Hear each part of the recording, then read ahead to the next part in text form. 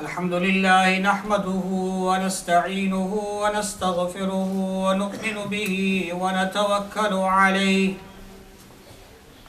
ونعوذ بالله من شرور أنفسنا ومن سيئات أعمالنا ونعوذ بالله من شرور أنفسنا ومن سيئات أعمالنا ونعوذ بالله من شرور أنفسنا ومن سيئات أعمالنا من يهده الله فلا مضل له ومن يضلله فلا هادي له ونشهد أن لا إله إلا الله ونشهد أن لا إله إلا الله وحده لا شريك له ونشهد أن سيدنا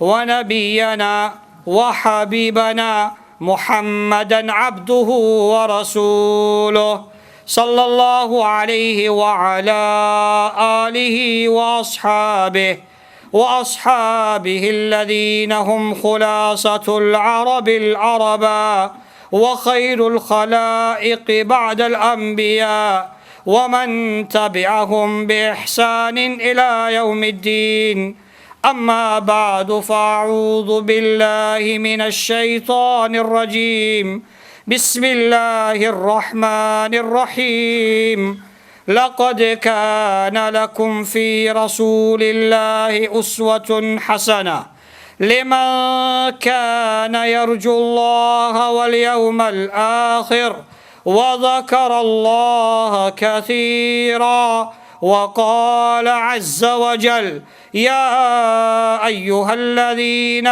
آمنوا اتقوا الله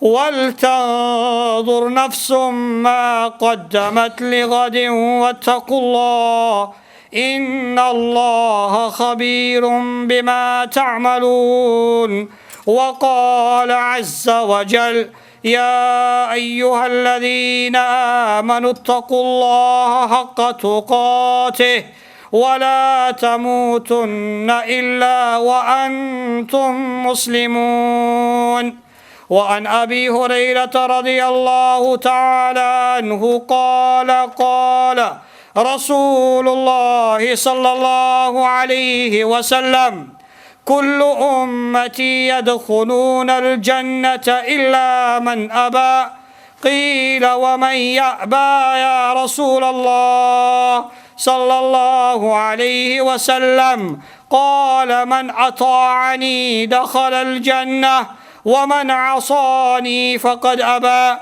أو كما قال عليه الصلاة والسلام رواه البخاري رحمهم الله تعالى وقال قال رسول الله صلى الله عليه وسلم من تمسك بسنتي عند فساد أمتي فله أجر 100 شهيد وقال عليه الصلاة والسلام من أحبني كان معي في الجنة أو كما قال عليه الصلاة والسلام صدق الله وصدق رسوله النبي الأمي الكريم ونحن على ذلك لمن الشاهدين والشاكرين والحمد لله رب العالمين رب اشرح لي صدري ويسر لي أمري واحلل عقدة من لساني يفقه قولي سبحانك لا علم لنا إلا ما علمتنا إنك أنت العليم الحكيم الرحيم. اللهم ربنا زدنا علما يا حي يا قيوم برحمتك نستغيث. اللهم انفعنا بما علمتنا وعلمنا ما ينفعنا. اللهم اجعلنا ممن يستمعون القول فيتبعون أحسنه برحمتك يا أرحم الراحمين. إن الله وملائكته يصلون على النبي يا أيها الذين آمنوا صلوا عليه وسلموا تسليما. اللهم صل على محمد وعلى آل محمد كما صليت على إبراهيم وعلى آل إبراهيم إنك حميد مجيد. اللهم بارك على محمد وعلى آل محمد كما باركت على إبراهيم وعلى آل إبراهيم إنك حميد مجيد. Respected and honorable ulama kiram, mashayikh idam, honorable qurra, respected huffaz, respected a'imma, leaders, elders of our community, colleagues, friends, young children in Islam, honorable mothers and sisters, I would like to greet you with the beautiful greetings of Islam. Assalamu alaikum wa rahmatullahi wa barakatuh. Alhamdulillah, it is only through the infinite grace and mercy of Allah subhanahu wa ta'ala that He has enabled me today to participate in this auspicious gathering. I beseech Allah subhanahu wa ta'ala that within the time allocated for me today, may He grant me the ability, the tawfiq, the guidance and the inclination to say what is haqq. Ameen ya Rabbil Alameen. And may He save me from the evils of my heart and from the evils of my tongue. And may He make us all, the speaker as well as the listeners, act upon what has been said and heard. Ameen ya Rabbil Alameen. And may He make us a means of passing this message on of Islam to others. Ameen ya Rabbil Alameen.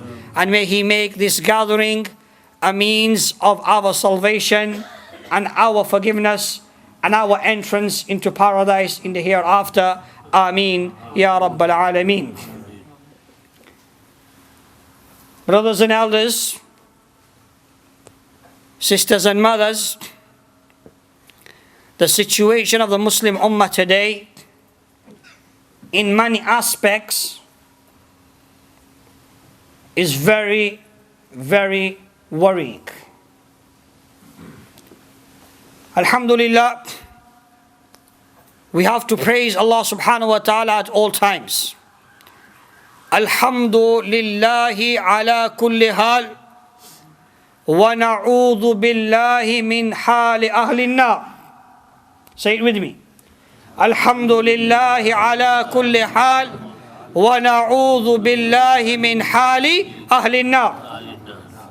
All praise is due to Allah, who is the master and who is the Rabb of the whole of the universe. And we seek Allah's protection from the people of the hellfire. Ameen ya Rabbil Alameen. The situation of the Muslim Ummah in many aspects, like I mentioned, is worrying. But light in the tunnel is there, and there is no need to have despair. لا تقنطوا من رحمة الله. Do not have despair. Do not lose hope from Allah subhanahu wa ta'ala. Alhamdulillah, our religion, al-Islam, is a religion, is a way of life which addresses each and every aspect of a person's life, subhanAllah. Yeah? It's a full encompassing way of life. Islam is not only about rituals. Islam is not only about rituals. Islam is not only about worshipping. Islam is not only about salah.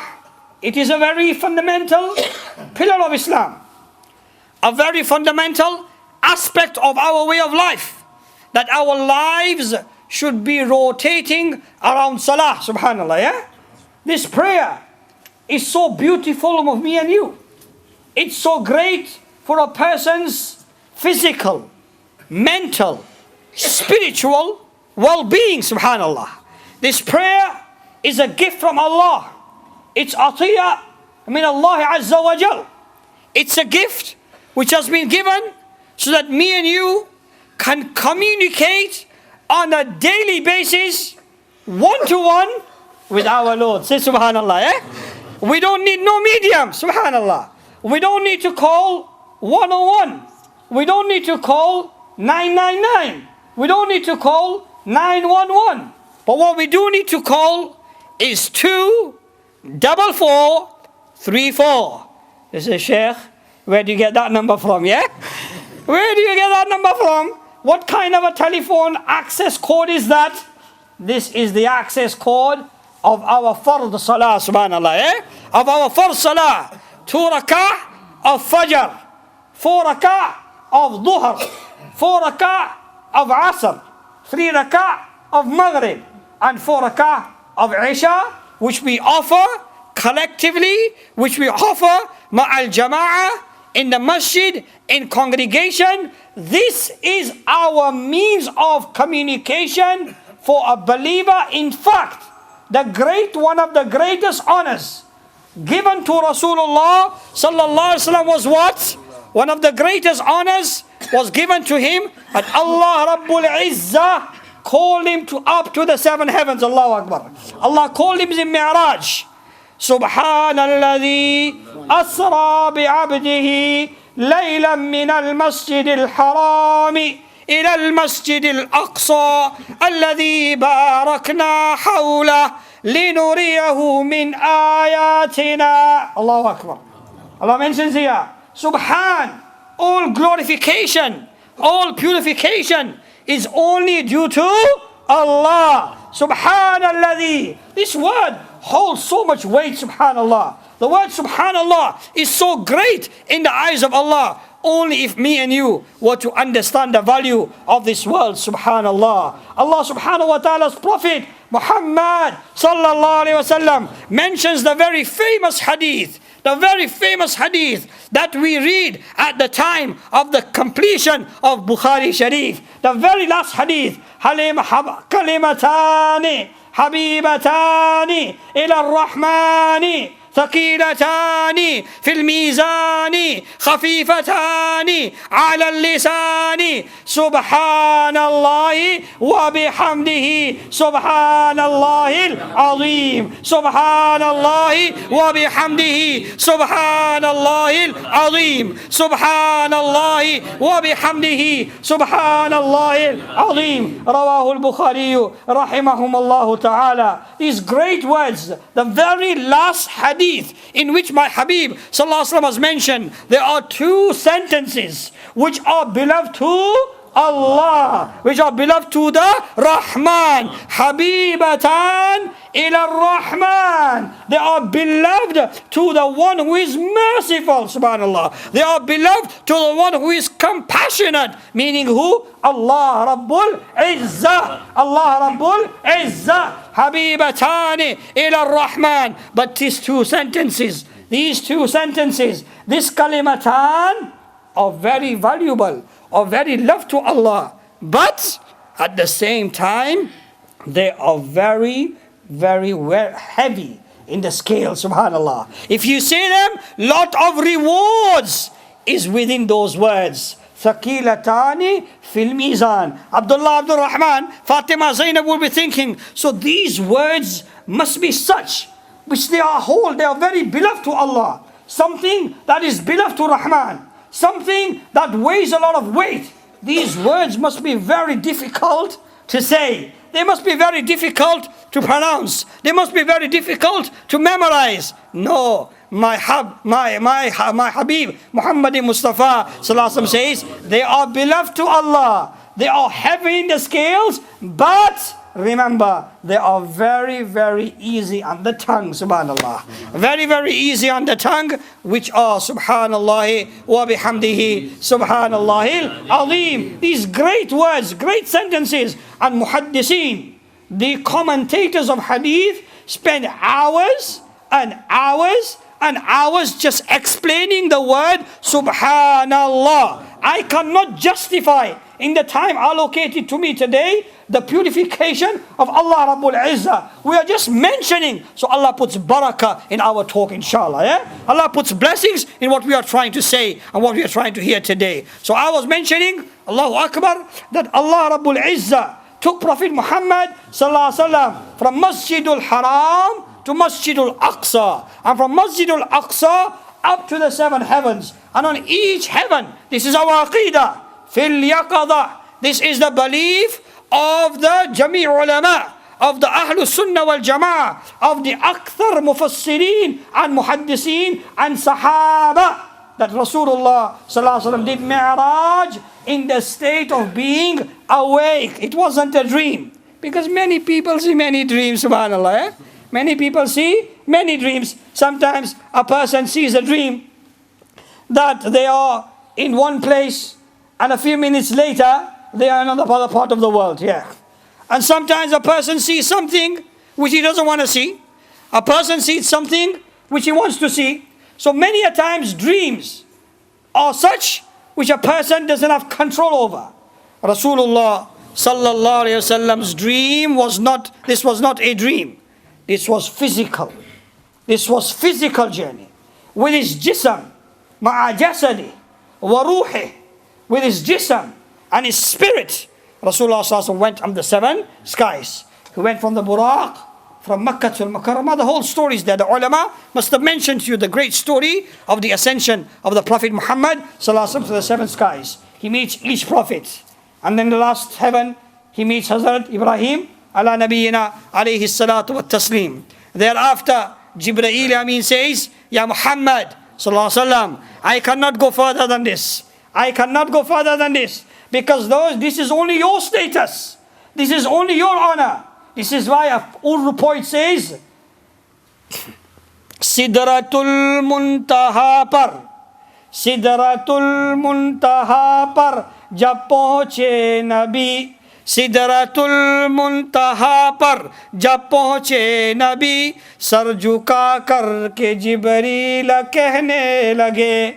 Sidratul Muntaha par, jab pahunche Nabi. Sir झुका कर के जिब्रील कहने लगे, ए हबीबे खुदा अब सिवा आपके, ए हबीबे खुदा अब सिवा आपके, इसके आगे जो जाएगा जल जाएगा. Subhanallah.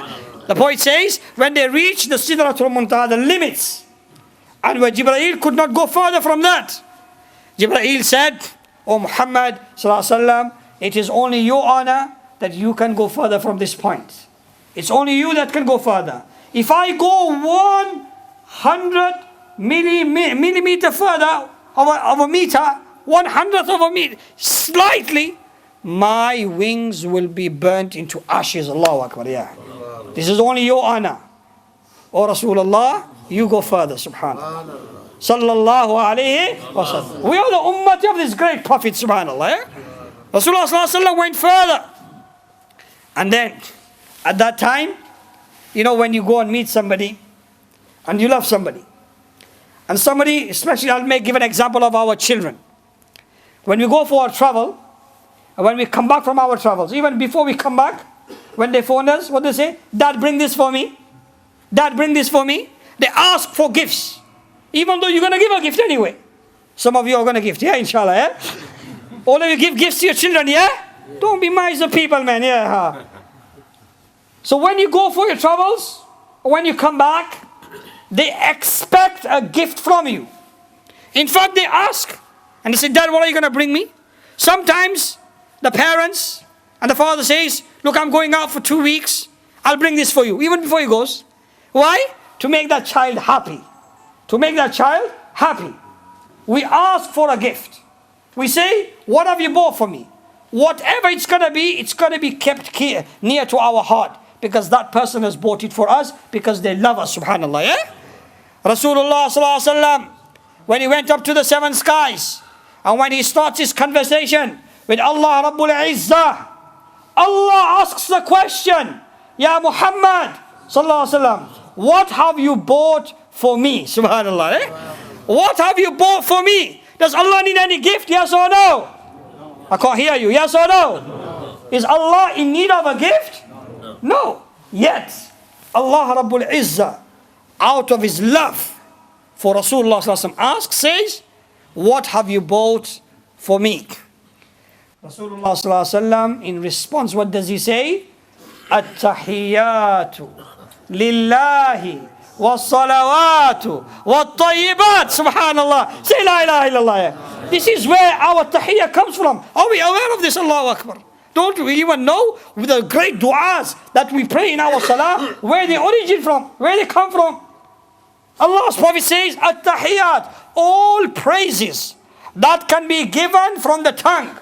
Tamam qawli ibadate, Allah tere hi liye hai, subhanallah. All worship that can be done verbally are due for you.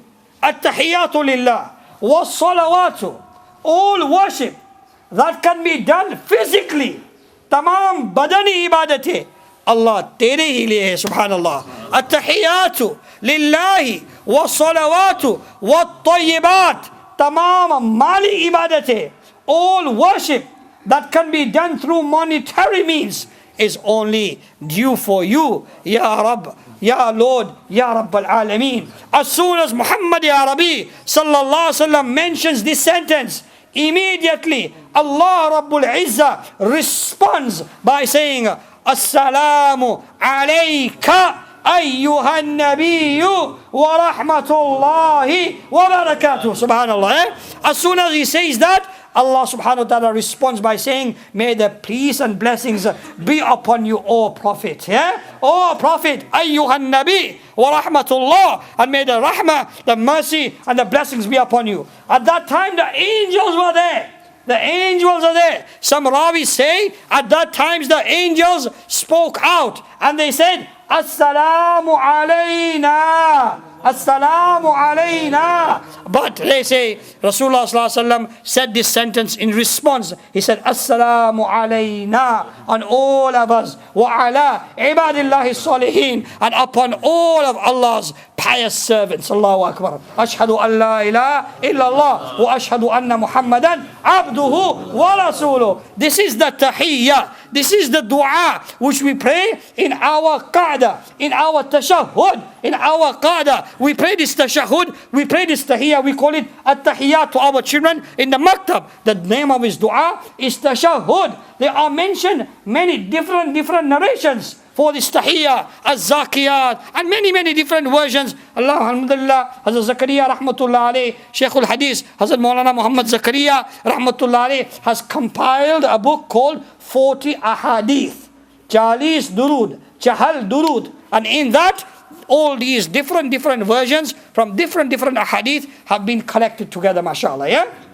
This was the gift given by Rasulullah. At that time, Abdullah Abdul Rahman, Fatima Zainab, Rasulullah sallallahu alaihi wasallam did not forget me and you. Did not forget me and you. He wasn't say, oh, okay, may the peace and blessings be only upon me, maybe reserved for me only. No, he remembered each and every one of his ummati. You tell me, Abdullah Abdul Rahman, Fatima Zainab, if you were given a personal invite to go and meet the queen, and you were there in the court of the queen, and the queen asks you, what have you bought for me? And then she gives you some words of praise. Would you remember others at that time? Would you remember others at that time? This is the court of somebody who is going to perish one day, who is going to finish one day. This was the court of Rabbul Alameen. This was the court of Shahin Shah. This was the court of Malikul Muluk, the master of all kings, the king of all kings, Allah Rabbul Izzah. And in that court, Abdullah Abdul Rahman, Fatima Zainab, my Habib Sallallahu Alaihi Wasallam does not forget me and you, subhanallah. He doesn't forget me and you. It is his ihsan, it is his favor upon the ummah, upon his own ummah, that there are numerous favors which we cannot repay him for. We can never compensate and repay the ihsans of Rasulullah Sallallahu Alaihi Wasallam upon me and you. Coming back to the point, Rasulullah Sallallahu Alaihi Wasallam, in that travel, in that journey, in that miraculous journey, he got a gift. And like I mentioned, the gift was salah. The gift was salah. Allah Rabbul Izzah gave him 50 salah. He came down, he met Musa alayhi salam.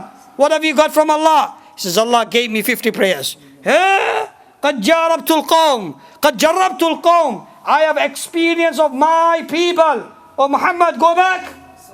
Go back to Allah and request him to make it less.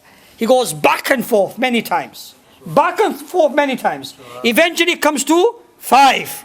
Eventually comes to 5. And thereafter, Musa alayhi salam says, how much now? He says 5. He says, oh, go back. He says, go back. Because I know that your people will not be able to maybe fulfill the task of offering 5 times daily prayers in a day. At that time, Rasulullah sallallahu alaihi wasallam mentions to the nearest meaning that I feel shy now. I feel shy. How can I keep on going back and forth? It was 50. Allah's made it less to 5. Whilst the conversation was going on, Allah Rabbul Izzah made an announcement. Oh Muhammad sallallahu alaihi wasallam, if the people of your ummah perform 5 times daily prayers, I will give them the reward of 50. Subhanallah. Say la ilaha illallah. Subhanallah. This is our gracious Lord. Subhanallah. This is our Lord. He's ready to give me and you. Subhanallah. So the Prophet Muhammad sallallahu alaihi wasallam encouraged us to offer our prayers on a daily basis. You know, we need to understand this. We need to understand that prayer is something very important. Fine and well, like I said, alhamdulillah, we do offer our prayers. But there's things beyond that. There's responsibilities beyond our prayer. We need to definitely rectify our prayers. We need to definitely create a relationship with our Lord. We need to definitely try and make our salah, which are fulfilled, which are performed with devotion and concentration. Many times our prayers are such that, you know, we are more worried about what's happening around salah than in salah. Allahu Akbar, yeah. We're more conscious of what's happening around us than what's happening in our prayer. The Sahaba prayers were such. We know the stories. That if a spear were to go into the body of a Sahabi, the only time they would be able to take that spear out would be when he is in the prayer, subhanallah. Because at that time their connection with their Lord would be such that they would be disconnected with the world out there, and their prayer with their Lord would be such that they would be able to basically take it out and they wouldn't feel the pain, because now they're in a different level altogether, subhanallah. This is the quality of ihsan. This is what me and you need to create in our prayers. Ihsan. The question was asked, Mal ihsan? What is ihsan? What is this quality of ihsan? An ta'bud Allah ka'annaka tarah. أن تعبد الله كأنك تراه فإن لم تكن تراه فإنه يراك. That you worship your Lord as though you are visually looking at your Lord, subhanallah. You can see your Rabb, you can see your Lord. This salah, as-salatu mi'rajul mu'min. This is what I was coming to actually. That salah is the ascension of a believer. This great journey of Mi'raj. Allah Rabbul Izzah put Rasulullah sallallahu alaihi wasallam through, going up the 7 heavens, giving him the gift. We are honored of being the ummati of Rasulullah sallallahu alaihi wasallam, that we can do this Mi'raj on a daily basis, 5 times a day, subhanallah. As-salatu mi'rajul mu'min. Salah is the ascension of a believer. Abdullah Abdul Rahman, let's create concentration, devotion in our prayers. Because we see that when we are praying, our hearts are not close. This is why an Arabic poet says that Musalmanों की हालत को देखकर, when he looks at the situation of the Muslim Ummah, he says, Safe kaj, dil pareshan, sajda-e bedok. Safe kaj, dil pareshan, sajda-e bedok. That when the safs, Imam Sahib says, straighten your rows. Imam Sahib says, straighten your rows. Yeah? Istawu wa'tadiru wa suddul khalal. And we hear Sheikh Sudais, Ustu asa in the haram. We say, what's this? Well, we know it means straighten the rows. Istawu wa'tadilu. Straighten the rows. Go shoulder to shoulder. Make sure there's no gaps in between two people. But no, I want to stay a bit away from the guy, yeah? I don't want to touch his shoulders, yeah? What if there was a woman there? What if there was a woman there? More closer, na'udhu billah, yeah? You bug into her, maybe rub her, na'udhu billahi min dhalik. Oh, sorry. I'm sorry, I couldn't help it, Na'udhu billah. When it comes to fulfilling the condition of salah, we have to make sure we stand shoulder to shoulder. And बहुत सी मर्तबा मैं कहता हूँ बहुत से लोगों को बहुत सी जगहों पर दूरी इख्तियार करते हैं. Rasulullah sallallahu alaihi wasallam mentions a hadith, Shaitan, he enters into that space which is kept between the two musallis, Allahu Akbar. And then he does tahrish. He does the amal of tahrish. He creates thoughts. He creates things in your mind. That is why many a times people do things in salah which they don't do out of salah. Subhanallah. Yeah? Once, one guy came up and he says, started crying. Mawlana Sahab, barbad ho gaya. Kya hua bhai? What's wrong with you, man? What's happened? He says, Mawlana Sahab, the Imam Sahab prayed he didn't pray 4 rakats today. He only prayed 3 rakats. So Allahu Akbar, we all prayed, we didn't realize, mashallah, what concentration, devotion you had, alhamdulillah, that mashallah, Allah blessed you to realize that the Imam has only prayed 3 rak'ah. She goes, how come we didn't realize?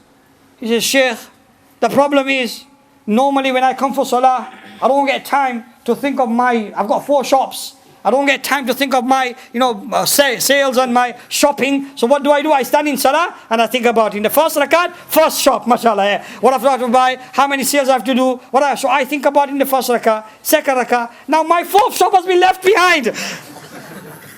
I thought about this and I'm crying because my 4th shop, now I'm going to get busy with my day-to-day affairs. I ain't going to have the chance to think about it. Allahu Akbar. This is the condition that we think of things in salah which we don't think outside salah.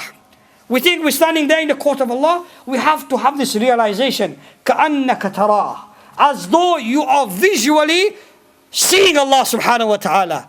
But the least is, if we can't create this, is a great quality. This is a great quality.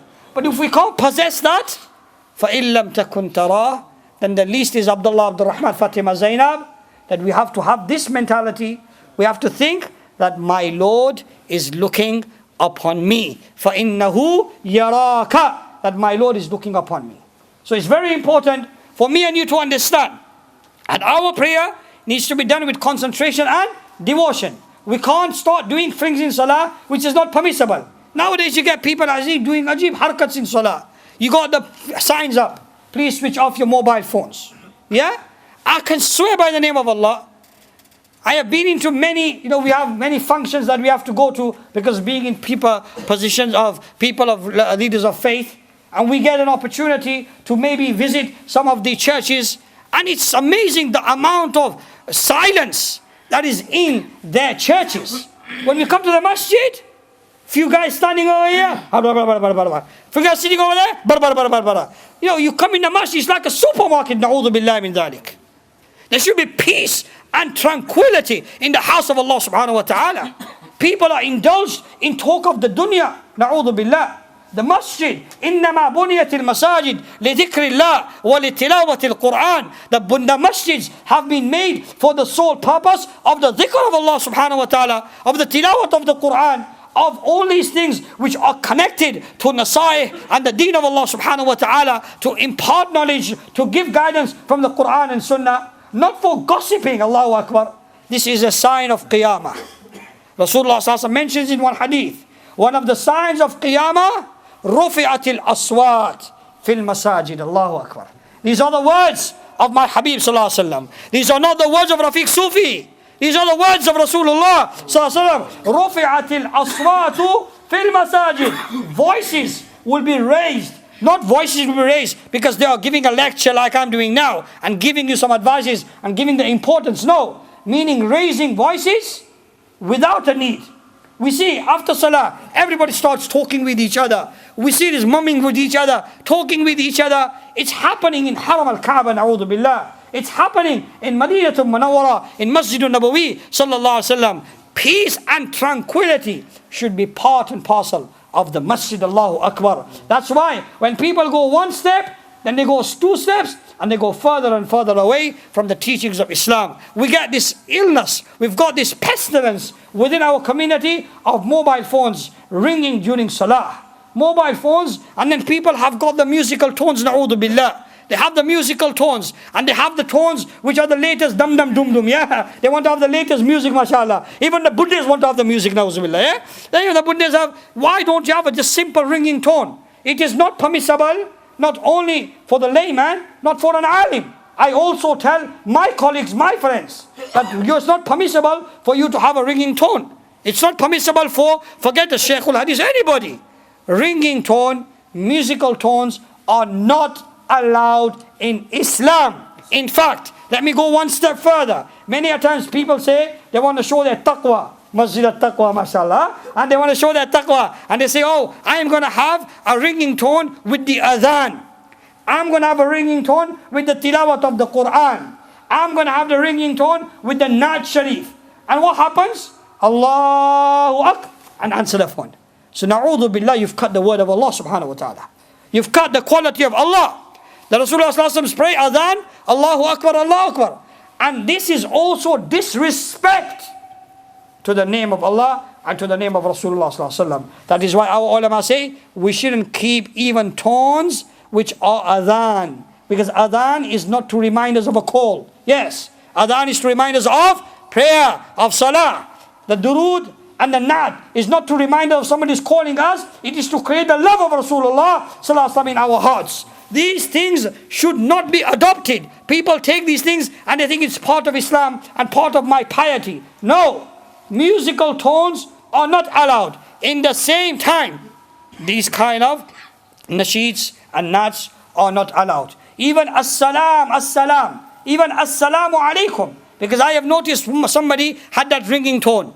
Assalamu alaikum, assalamu alaikum. And then he picks it up as. He picks it up as. So what have you cut? The name of Allah subhanahu wa ta'ala. As-salam is the name of Allah. It's the dhikr of Allah subhanahu wa ta'ala. So brothers and sisters, let's avoid these things. Coming back to the point, in prayer, in salah, during prayers, people are putting on their musical tones, na'udhu billah. First and foremost, everybody make this niyyah. Put your hands up. We're going to have non-musical tones, inshallah. Put your hands up here. Everyone. It's not costly now, inshallah. It's something which is doable. It's something which can be done. We sometimes some say, "Moli sahab ji, mujhe samajh mein nahi aata. Mere bete ne mujhe ye mobile diya. My son has given me this. I don't know how to set the tone. Everything else, you know, mashallah. You know how to claim benefits, mashallah. When it comes to benefits, you know how to claim them. Yeah. You know how to go to the social security. Yeah. Why can't you just tell them, please set my ringing tone on a simple ringing tone. That's all you need. That's all you need. You need something which can remind you of a call which is coming to you. Allahu Akbar. So first and foremost, we made this intention, inshallah, that we're going to change our musical tones. And I also request my scholarly brothers, my Dini brothers, religious inclined brothers, that we should be at the forefront of this. We should be the first to make sure that doesn't happen with our mobiles. No justification. I don't hesitate to say this anywhere. Whether it's the imam, the muaddin, the whatever of the masjid, every single person has a religious duty to save themselves from the sawt of shaitan, from the voice of shaitan. And this is al-mizmar. This is musical instrument. How can that be permissible? No mufti will be able to give you the fatwa that you can listen to music in this nature. Allahu Akbar. No mufti. I am telling you clearly cut. Let's avoid this, because this can be avoidable. Number one. Number two, during salah, it takes one step to another. Al-ghina yumbitu nifaq fil qalb. كَمَا يُنْبِتُ الْمَاءَ الزَّرْعَ. Nabi Pak says in a hadith, this music, it creates hypocrisy, nifaq. What does it create? Hypocrisy, munafaqat. It creates nifaq in a person's heart. Like when water is put into plantation, the plantation grows. كَمَا يُنْبِتُ الْمَاءَ الزَّرْعَ. If there's no water, there will be no plantation growing. In the same way, music creates hypocrisy in the hearts of the people. Munafaqat and the signs of nifaq. Many hadiths are there in regards to who is a hypocrite. What are the signs of a hypocrite? But remember, my brothers in Islam, that one of the signs of a hypocrite is that it creates such a feeling in a person that it takes him away from the true teachings of Islam. It takes him away from the true teachings of Islam. And then he starts to do things which he deems as permissible, which he deems as proper, when it is totally against the teachings of Islam. Once I was in Haram.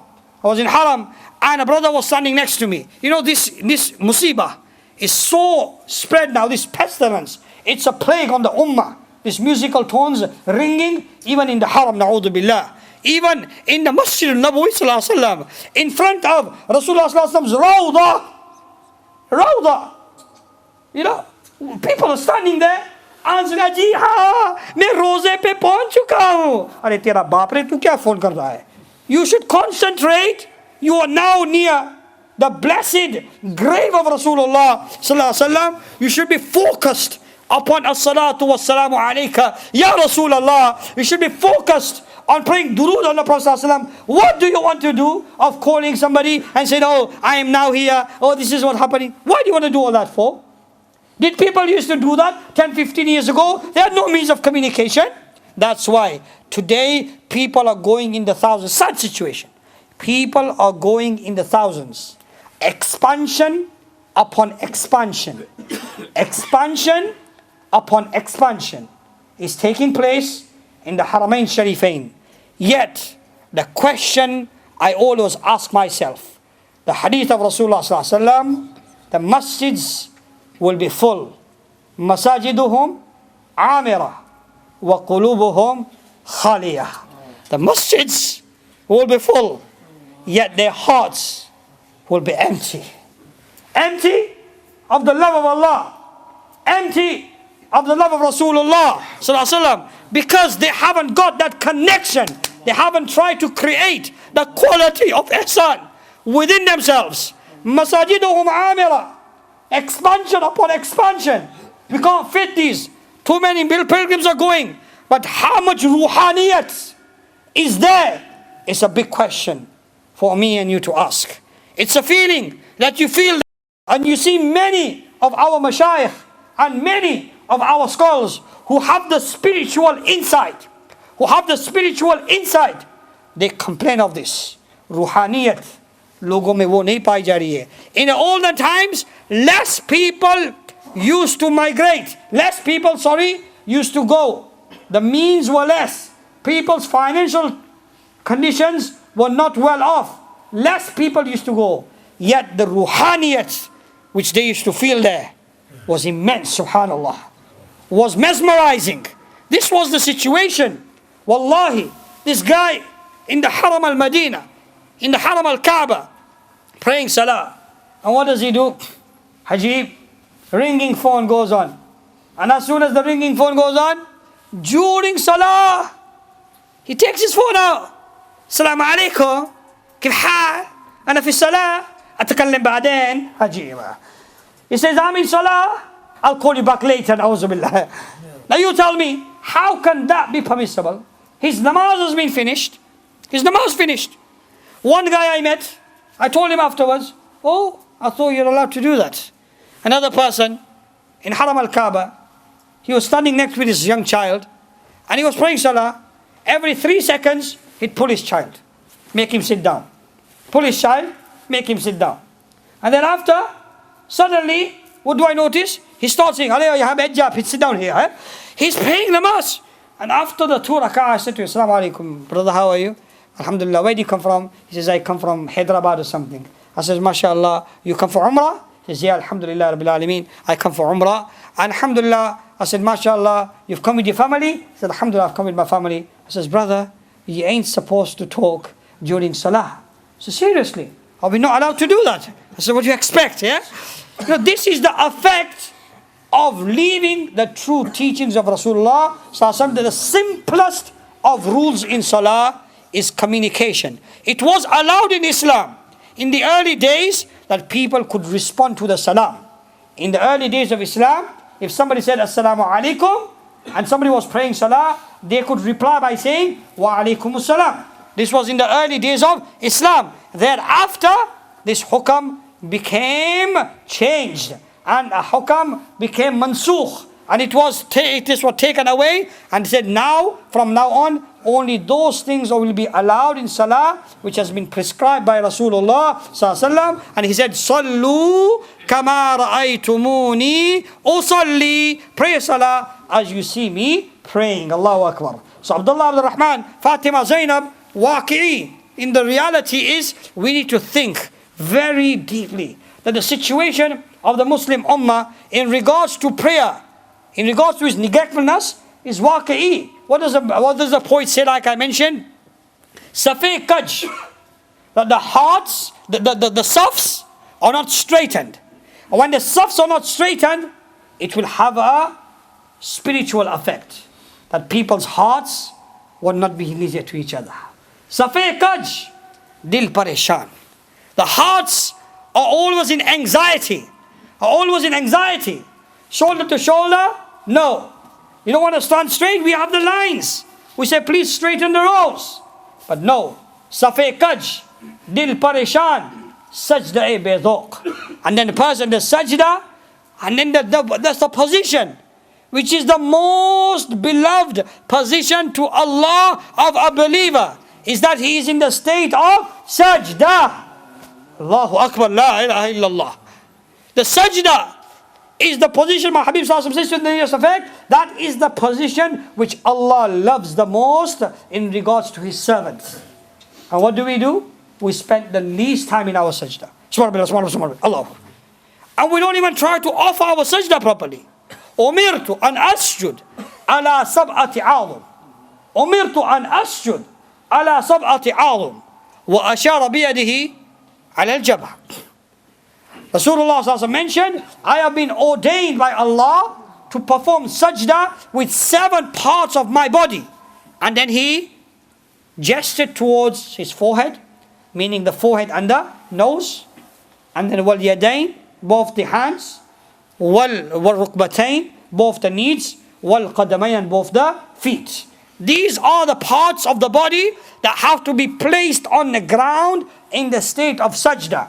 That is why our fuqaha say, if somebody is in the state of sajda and they raise their feet, like small children do, they raise their feet from the back, even 1 foot, for the amount of 1 rukan, which is subhanallah, subhanallah, subhanallah. How long did that take? 5 seconds? Maybe? For the duration of 1 rukan. This is 1 rukan. If they leave both their feet from above the ground, their namaz is nullified and finished. Allahu Akbar, Allah save us. If they leave 1 foot for that duration, it's makruh tahrimi. They have committed an act which is near to haram. We are praying prayers, yet na'udhu billah, we are doing an act which is near to haram. How can that be accepted in the court of Allah subhanahu wa ta'ala? So let's create devotion, concentration in our prayers. Let's make sure that our connection with our Lord is very good. Our connection with our Rabb is good. And we have to try, we have to exercise these things. We have to do mashq.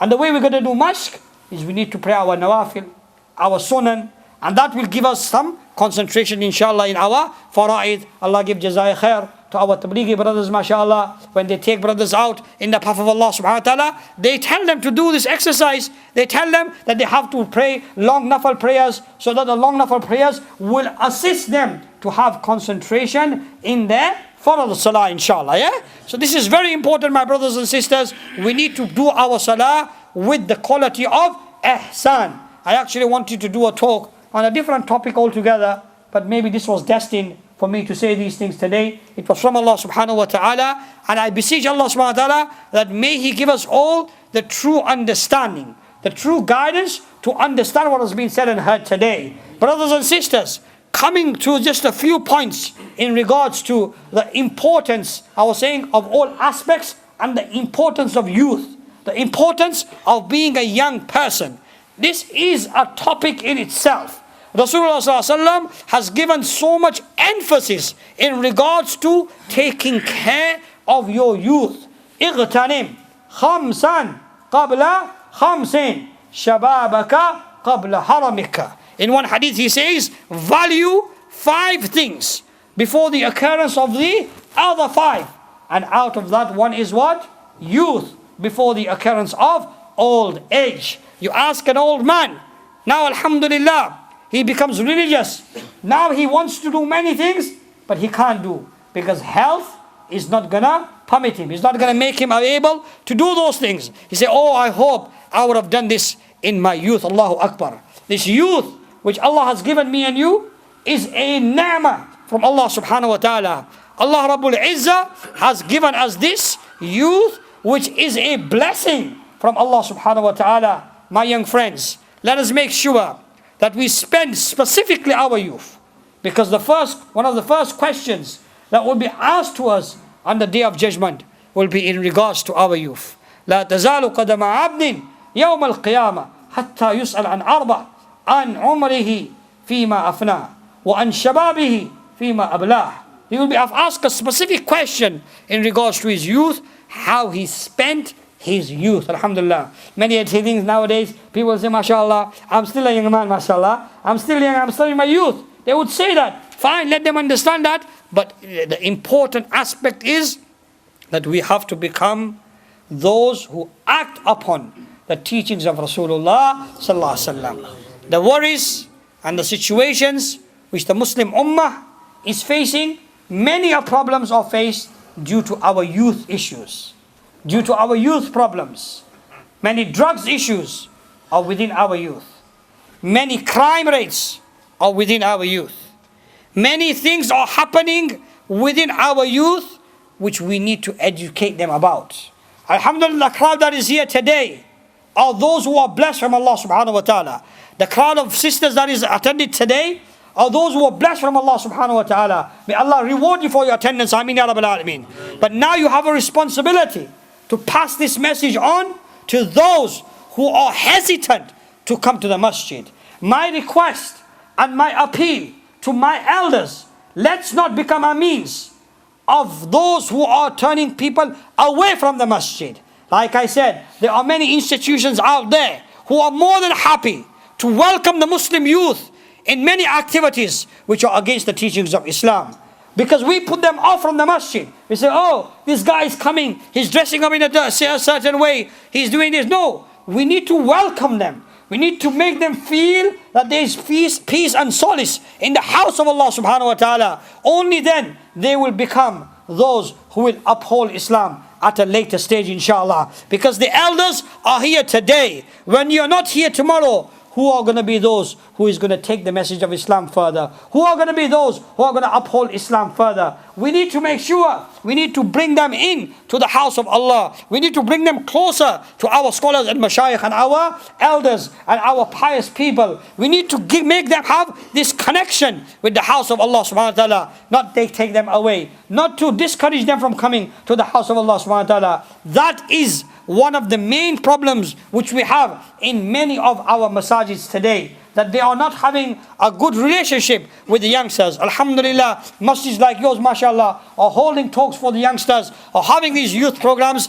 This is a blessing from Allah. The more the merrier. The more the merrier. The more the programs happen, the more better it is. May Allah give jazaya khair to your management committee. Ameen ya Rabbil Alameen. May Allah give jazaya khair to your imam and your a'immah. May Allah give jazaya khair to the organizers and the brothers and whichever sisters may be who have organized and made this program a success. May Allah give you the best reward, not only in the akhirah, but in this world as well, inshallah, for the sacrifice that you have given to, so that brothers and sisters can benefit from the words of Allah and from the words of Rasulullah sallallahu alaihi wasallam. This is not it. This is just the starter, my brothers. This is just a starter. Also, we need to try and encourage brothers. We need to encourage people also to try and get involved in other activities which are local.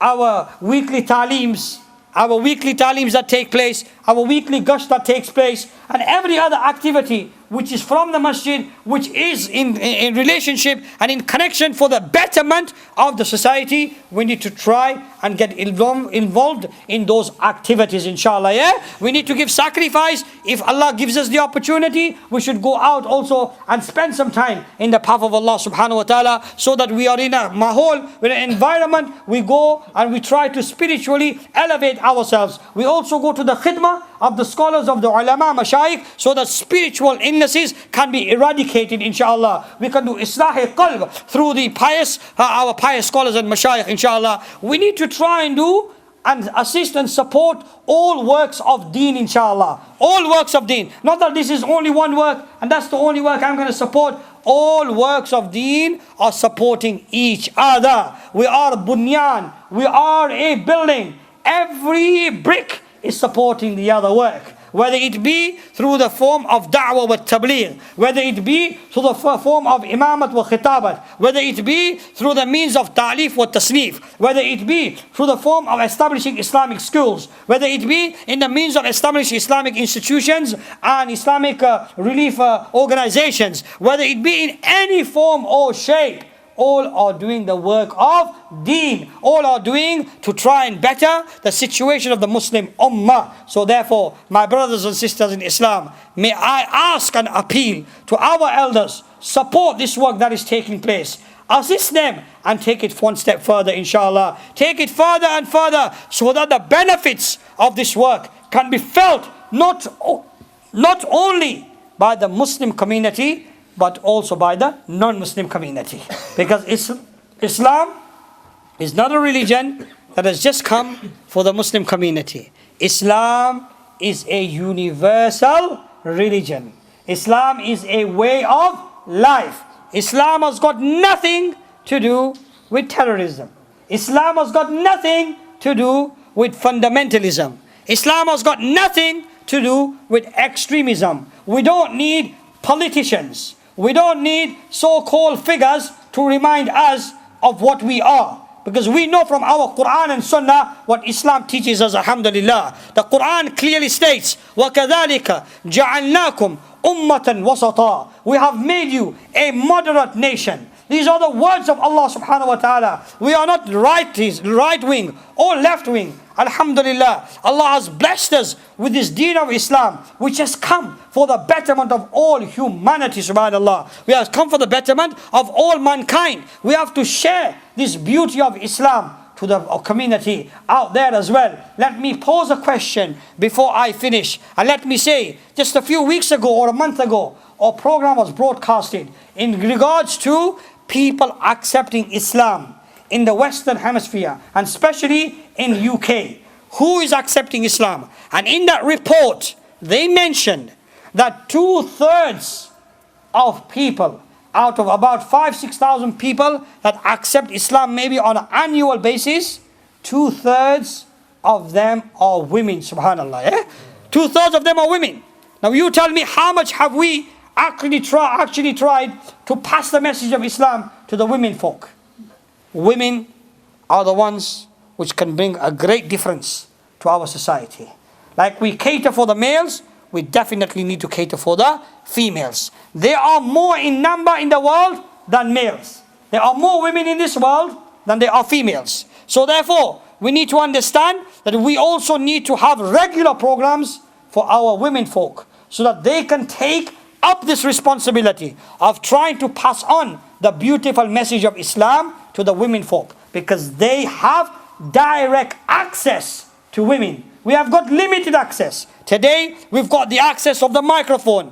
Tomorrow, maybe we'll have the access of something else. But direct access is limited for us. Women have direct access to women, and they will be able to, inshallah, give them the message through the guidance and inspiration of our scholars and our mentors and our mashayikh. This is very, very important that we need to try and uphold this. We need to try and take this further with the hukam and will of Allah subhanahu wa ta'ala. So we're all ready for this, inshallah, yeah? Yes.